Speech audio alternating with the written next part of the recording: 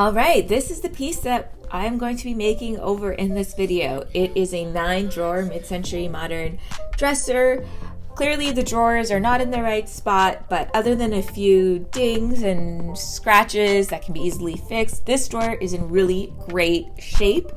For those of you that saw my previous video, the West Elm dupe, this is actually the matching low boy to the tall boy that I did in that video. However, I didn't actually get them together as a set. It's just a coincidence that I happened to find this one on Facebook Marketplace after I had done that dresser already. We are going to make this dresser look so incredible. You're not going to recognize it when this is done. So let's get started.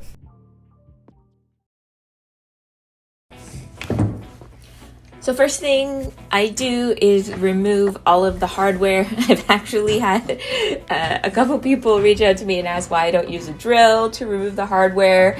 And honestly, it's just because the drill is never around when I do this step. Also, just removing these hexagon panels from the fronts of the drawers. I want the drawer fronts all to be flush and flat because like many of my videos, I'm going to be adding some texture, and you'll see later on what I'm using for texture in this video.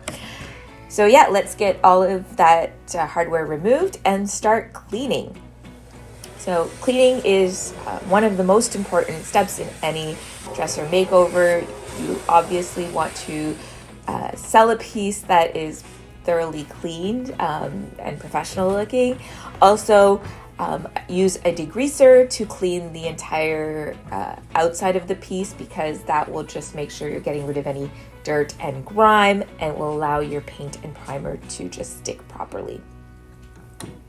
I removed this base, or these legs I should say, from the dresser just because I find it much easier to work with my dresser when the legs aren't on. I can just put it on a dolly and roll it around much more easily. So I do keep the legs in this piece, I just remove them to make it easier.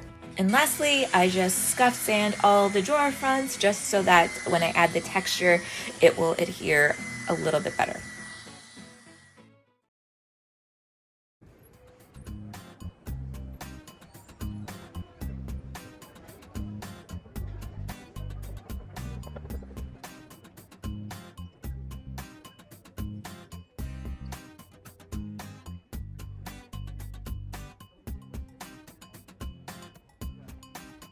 This is what I'm going to be using to add texture to the front of the drawers. So these are armrests from Ikea.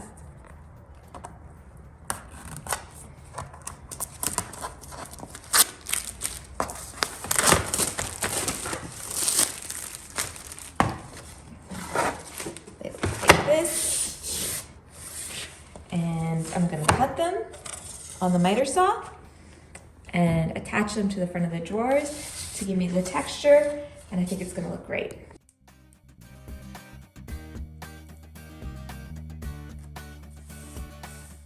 Put some painter's tape down the middle where I'd be cutting lengthwise just to prevent or minimize splintering of the bamboo.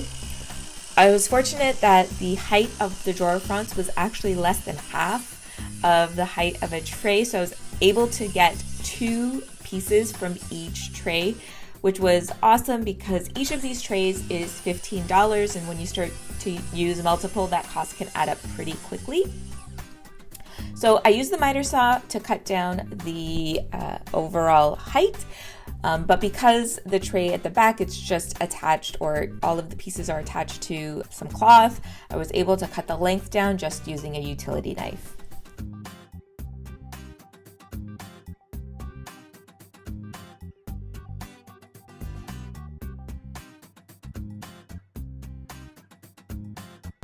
Attaching the trays to the drawer fronts was really simple. I just used a whole bunch of wood glue, spread that around evenly, and then put the tray on the drawer fronts, press down so that it would make a nice bond, and then secured everything in place with some nails using my nail gun. Simple. I let the glue set and dry for a few hours before I did anything else with them though.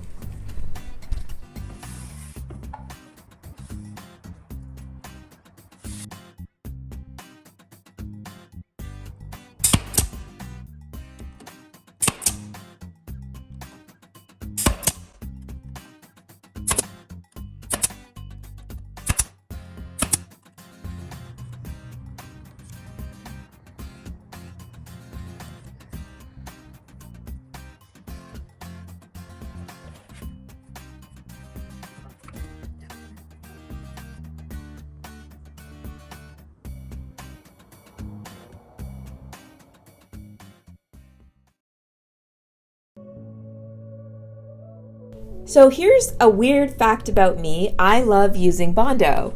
I love mixing the Bondo together, and I think it's because I'm a pharmacist and, we learned proper compound technique of mixing two creams together, and I love doing it. And so that's why I tend to use Bondo more than like regular wood filler to fill stuff, just because I love mixing it. Anyways, there you go. Now you know a little weird fact about me. But yeah, I use the Bondo just to fill in all the dings and scratches on the body of the dresser.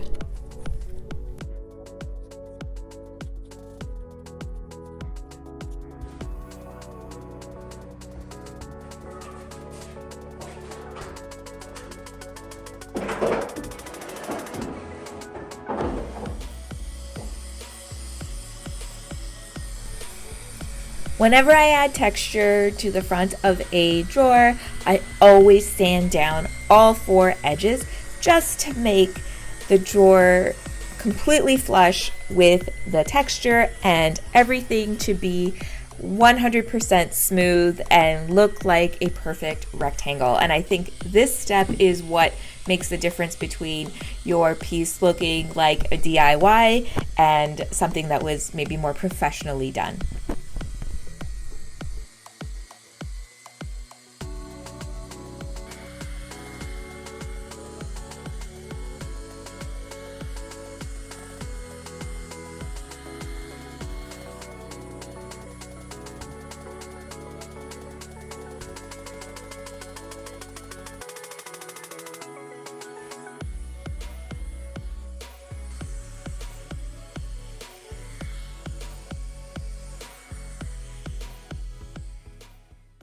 So now that the panel is attached, it looks pretty good. I've sanded it down and it's flush, but there's this gap here that I don't like. So, this isn't absolutely necessary, but I'm gonna fill this with some flexible caulking. This is the product I use, and it's just going to basically fill this in and just kind of give it a more finished, seamless look.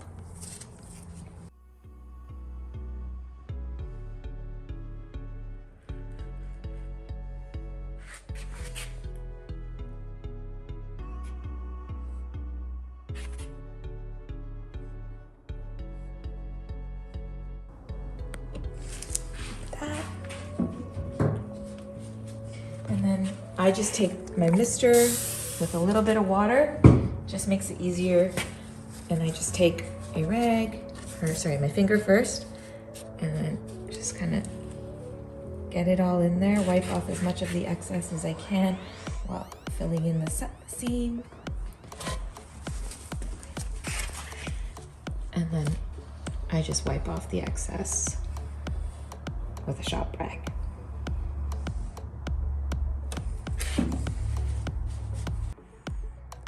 All right, we're getting closer and closer to my favorite part, which is painting.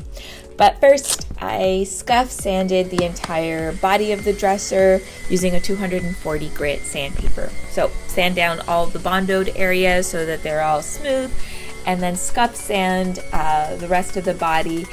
And scuff sanding is so important. This dresser had a really glossy finish, so scuff sanding just roughens up that smooth finish and just gives my paint and primer something to adhere to.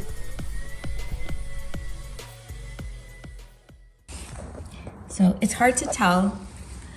It's hard to tell right now because this is dark, but this small little gap here where the two pieces meet, this is going to become a lot more obvious once I paint it, especially because I'm painting it a light color. So I'm going to use the same polyfilla to seal here, and that will just make everything seamless again.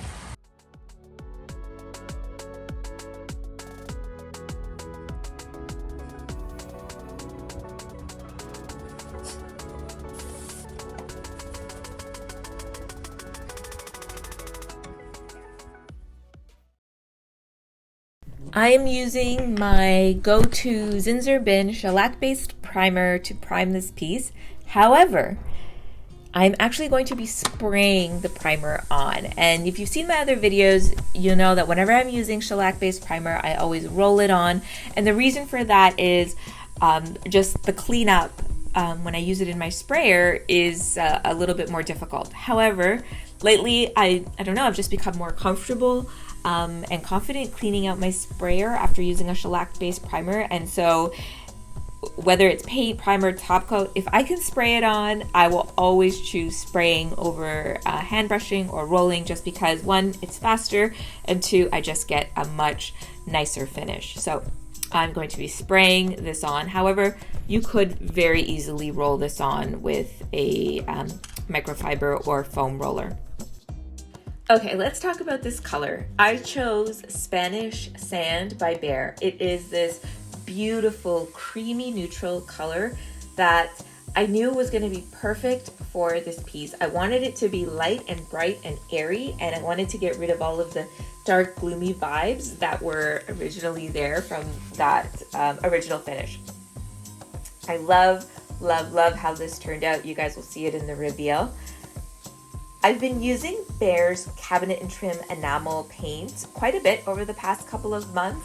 I really enjoy using it. It sprays beautifully. I do water it down about 10% when I'm spraying it. However, if you don't have a sprayer, this is a really great paint to use because the self-leveling properties on this are phenomenal. I have rolled it on as well on some drawer fronts, and the finish was pretty smooth and seamless. Like, you won't see roller marks or even brush marks because I often hand brush the legs. A great paint to use.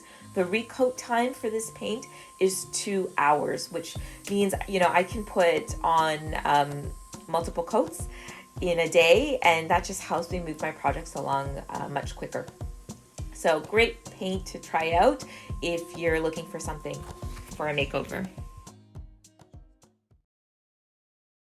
All right, guys, this dresser gave me all the feelings. I love how it turned out, and I'm gonna show you in just a minute. First, let's go through the numbers on this flip.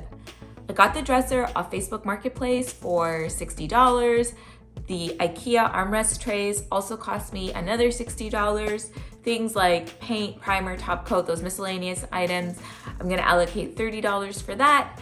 And the hardware cost me about $25. So my total cost all in was $175. I listed this piece on Facebook Marketplace and it sold in less than 24 hours for $650. That makes my total profit on this piece $475. Mwah! A great profit, a beautiful piece, and the person who purchased it loves it. That's all that matters. So I loved everything about this flip and I can't wait to show you. So now let's go over to the final reveal.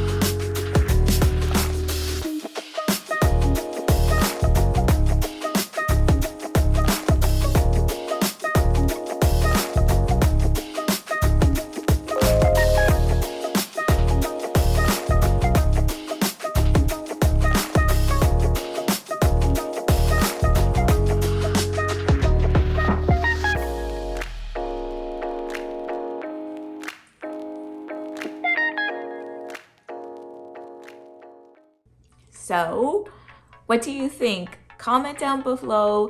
Let me know if you love this piece as much as I did, or maybe it's not your cup of tea. Either way, I'd love to know.